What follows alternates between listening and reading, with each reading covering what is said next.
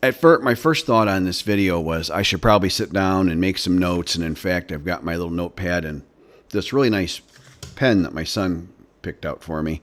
I think these types of things just tend to go better if it's organic. I seem to do a better job with the stream of consciousness thing than trying to, or maybe I'm wrong on that. We'll see. We're going to find out.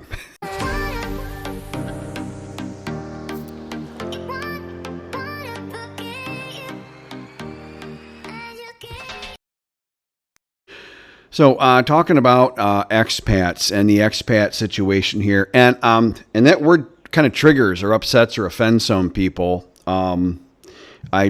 Just a commonly used word, but when I'm really like referring to us as a group here, to be specific, my go-to phrase is foreign resident retirees, because that I think really states it. And for this video, I'm going to suggest you keep in mind the concept that a man over 50 is generally kind of set in his personality, his mind, and further, he's kind of set with his career. He's kind of done what he's going to do. It's very rare for us guys to change over 50. Obviously, it happens, but it's rare. And so if you add to that the fact that nobody's working anymore, almost nobody's making any more money, and most guys, myself included, come here to save money because there's financial concerns back home. And you get jealousy is a huge factor. And I think if you look at it, it just shouldn't surprise anybody. But I think you got to kind of think about it first a little bit, because to me, it wasn't obvious. So when you look at this video, think about all this being driven by jealousy. And you may not believe me now, but I think by the end of the video you might be a believer. Having said that, I've got, gee whiz, almost not quite a third of my viewers are younger guys that are working, but they want to immerse, they want to blend, they want to blend. I mean, to what extent you can blend here, but engage in the culture and be a part of it and really live here. And then they which is cool, a huge compliment, and I appreciate those guys. And they tend to be, all my viewers tend to be really very polite, and the young guys are no exception to that. They're really, really polite, and I appreciate that. I mean, if I'm 62, if a guy's 40 or something, I'm 20 some years older, I would expect a little bit of senior level respect. I get that. I totally get that from these guys, which I really do appreciate. I'm an old man. So, on one hand, I guess first thought is that I can feel a little bad at times, that kind of reporting just what I see about a lot of the, I can't say all, and we'll get into that, but a lot of the expat community here. It's generally not good. I've asked and had dozens and dozens of conversations with my close friends here. My other resident foreign retirees, not my Thai friends so much. They're really not willing to comment much or engage just on the us guys here. My Thai friends generally they're too polite. Which I guess there's an answer. When I ask them, and I mean a good Thai friend in private, it's just us. And most of the time I'll get kind of a, they don't want to say anything, which tells you that it wouldn't be good. The Thai standard for politeness truly is very high. So when you're seeing rude, boisterous, loud, obnoxious behavior, that's not normal here. That's not a person that would be well appreciated anywhere out where I live, and not appreciated by any of the people that I know. Generally, if someone doesn't like you or has a problem with you, I'm talking about a local, generally you're not going to know. It's just like what you hear about Japan. They're so polite, they're just not going to say anything or show anything. They're just not going to. And we're not worth it to them, because they have their whole Thai life with all their Thai friends and their Thai job and their Thai car loan and everything else, and we're just kind of off to the side. Which, if you like the quiet life, which is one of the things that makes this so great for quiet people like me, if you're older, quiet guy looking for some care and looking to just live some nice your last couple of decades here in some kind of peace and beauty, and if you do it really right, surrounded by love and care, by maybe a really beautiful woman, you could meet worse fates, my friend. So sometimes I feel kind of bad Okay, but on the other hand, I mean, when I talk to my my good Western friends here, which is what Falang means. It means Westerner, and I've proved that in other videos. It I've never had one person that I know well here, and that obviously that's someone that I then respect. I've never had one such person say, "Wow, Rob, all the foreign guys here, they're just overwhelmingly as a group awesome. It's fantastic." And in fact, when you come here, every Westerner that comes here that I've ever talked to has said the exact same thing. Upon arrival, they're really shocked by the unfriendliness and the cold shoulder, extreme cold shoulder they get from all the other Westerners. Now, I never lived in a tourist area ever. I visit tourist areas, and I know people, and I've talked to dozens of people that have lived there, and then they come out here and finally do their final retirement and all that. But I've never really lived out there, so I couldn't tell you. You know, do you get friendlier people out there? I would have to think you would. But generally, people are friendlier to people that are more like them.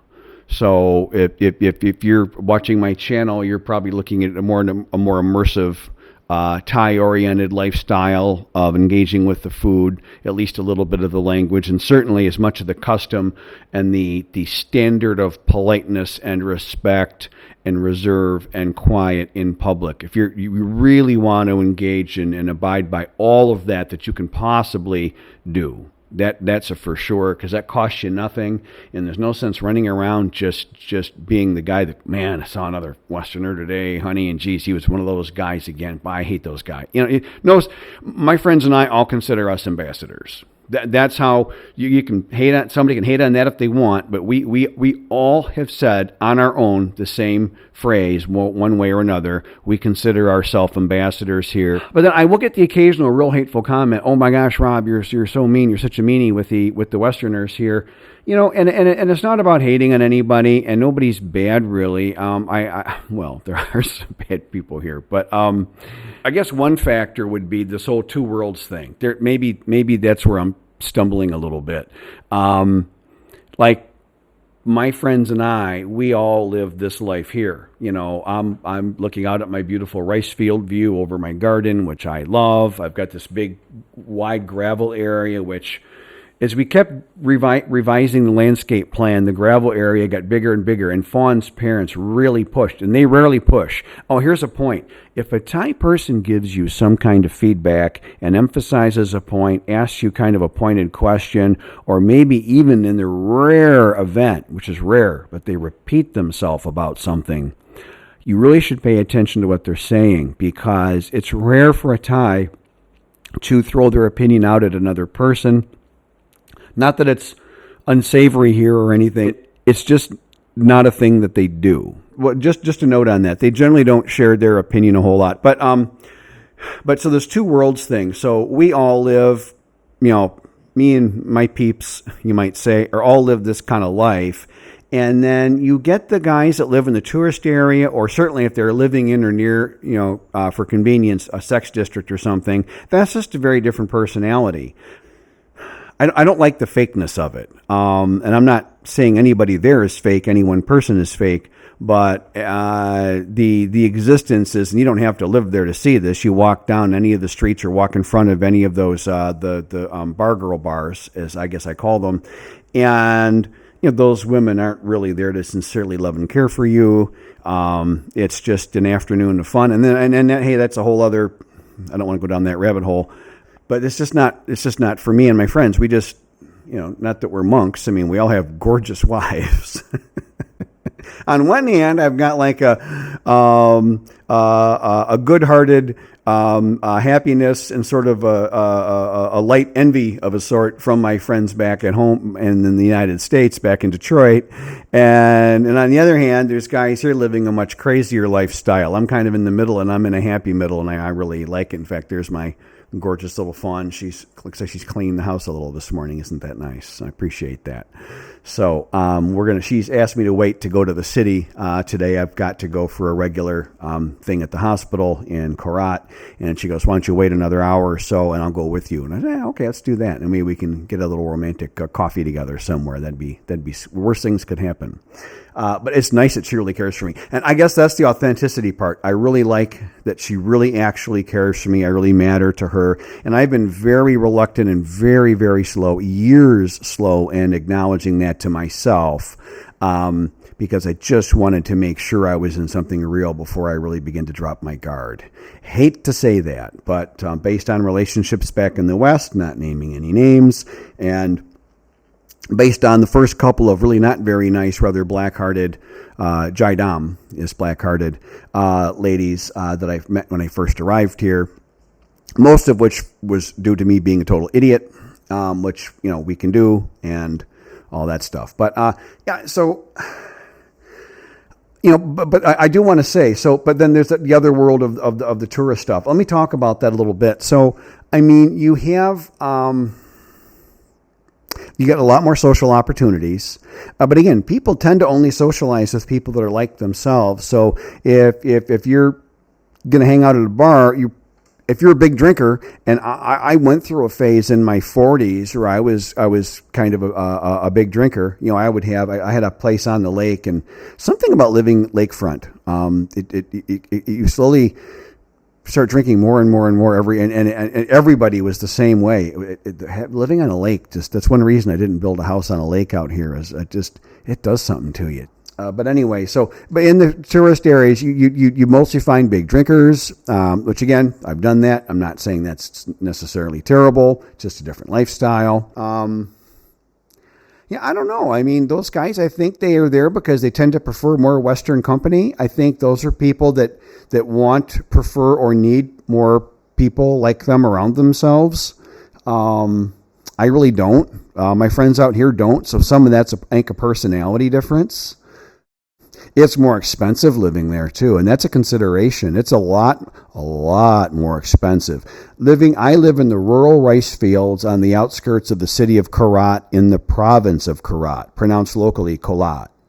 And that's great, and it works for me. I'm 20 minutes outside the city. I live in a nice, safe, quiet village.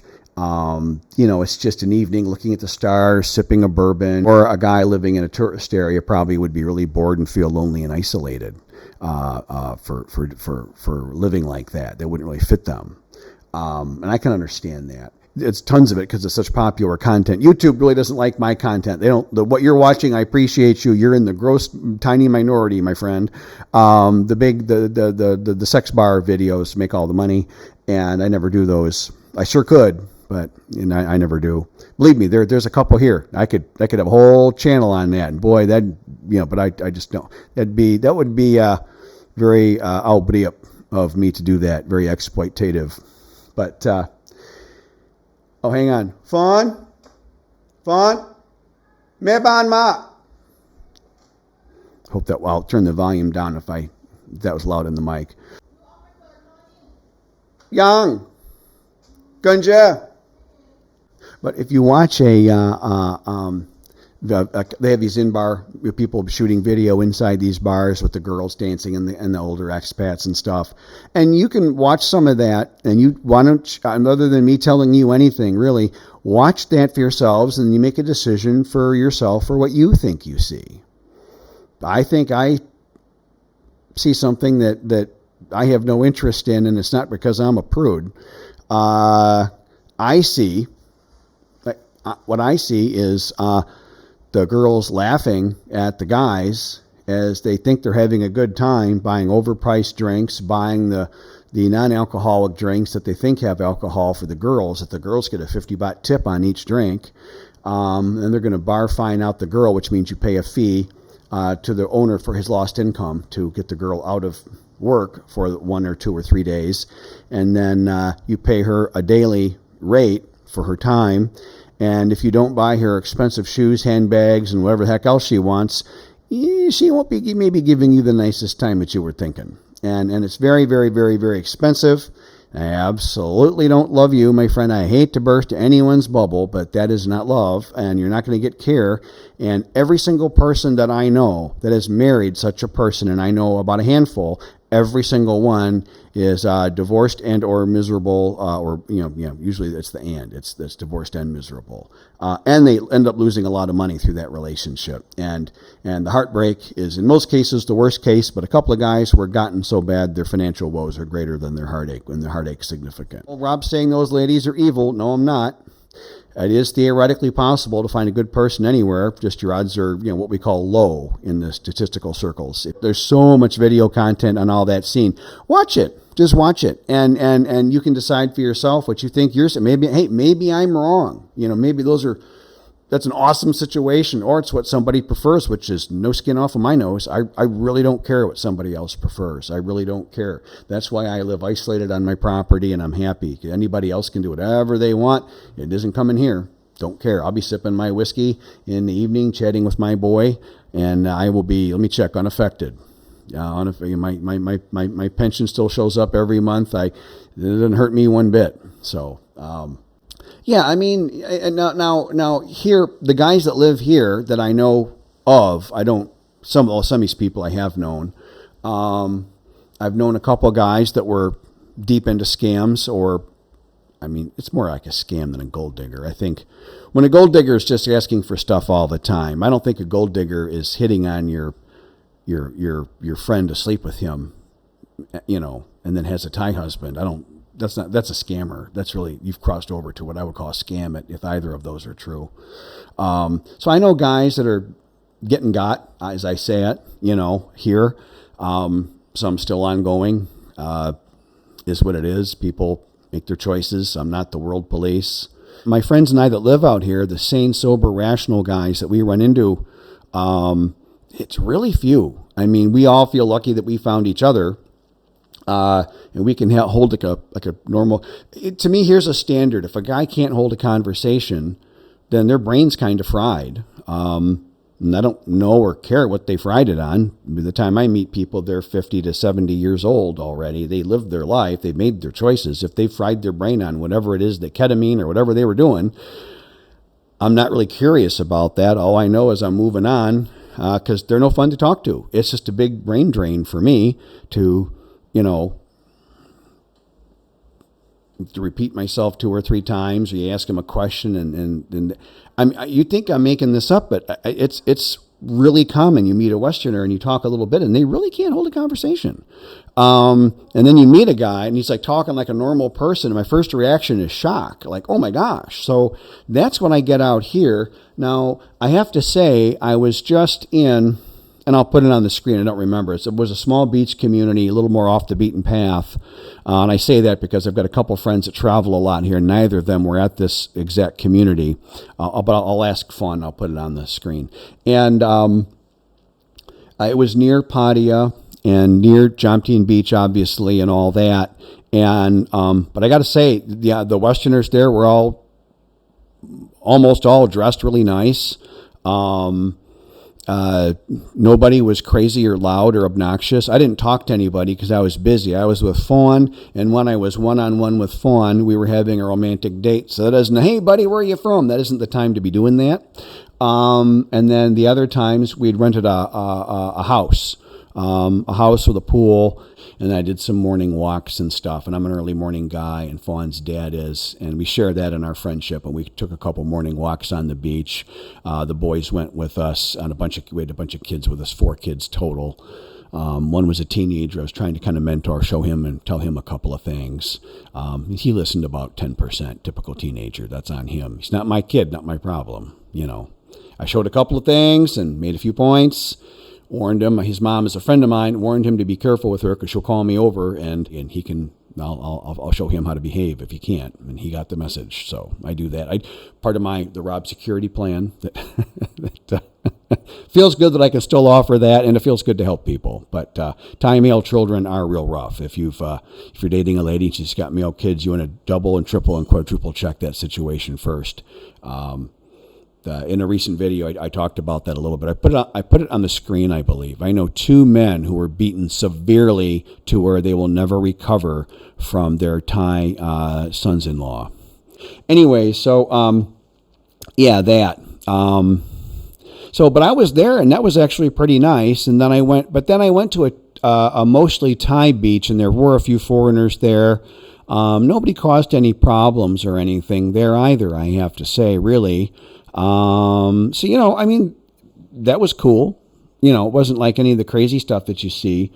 Around here, mostly, I've had a few, only really a couple in almost 5 years, where another Westerner has overheard me talking at a table with a friend. Never with just Fawn alone, praise God, because that's a whole different kettle of fish. But with another friend, it was actually me and my friend Davo out one time, I can remember, and some guy from Denmark came over and gave us a big lectured us on global politics for 20 minutes. I love it when people interrupt my dinner for 20 minutes and lecture at my table. Wasn't worth physically removing him or threatening therefore, because he was just being an idiot, and eventually we figured he'd talk himself out. I kind of looked at Davo. He kind of gave me a look. Let's just see what the guy does. And he eventually talked himself out and went back to his own table where he belonged. But that wasn't terrible, but that's clearly very rude behavior. I would never do that. I don't understand. I don't know. That's like dumb on so many levels. We don't need to go there. But anyhow, but no, it hasn't been terrible. Mostly it's just people that don't just. It's just rude, just really, really rude. Mostly when I kind of complain, my friends, I complain about the other Westerners here. It isn't that we've been attacked or goaded to someone's wanted to fight, or nothing has ever gotten that bad, praise God. It's just been people that have just been really rude and kind of hurt your feelings. Well, you don't agree with me, you're a jerk, or whatever. You get that kind of stuff. And that mostly happens at a pub or a restaurant where there's too many Westerners. If you're in a Thai area, whether or not whatever those Thai people are thinking, they're keeping it to themselves and they're doing their dinner and they're going home, which is what I want to do. So that just works better for me. And with my language ability, I'm able to do that. So I just go to the Thai restaurants. Where I go to Bat Bistro from time to time, and I do see Westerners there maybe a third of the time.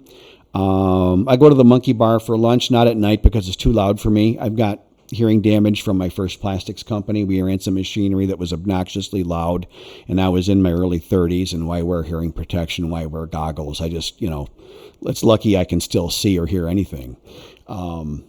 Youth. And but I go to the Monkey Bar in the afternoon for lunch. The owner there is actually a friend of mine. We're friends not because of his restaurant, which is how he refers to it, and that's what I think of it as, because I order food there. I order usually one beer. The owner there, we'll talk Harley Davidsons a little bit. That's where I know him from, is the Harley Davidson community. And we'll talk Harley Davidsons a little bit, especially if I ride my bike there and I've done anything new to it. When he walks in, he'll go, "Hey, Rob, you put the new thing on there," or whatever. We'll have a little fun conversation about motorcycles, which we clearly both enjoy. Usually we have a mutual friend, a Thai man, and usually I'll see him over at his place.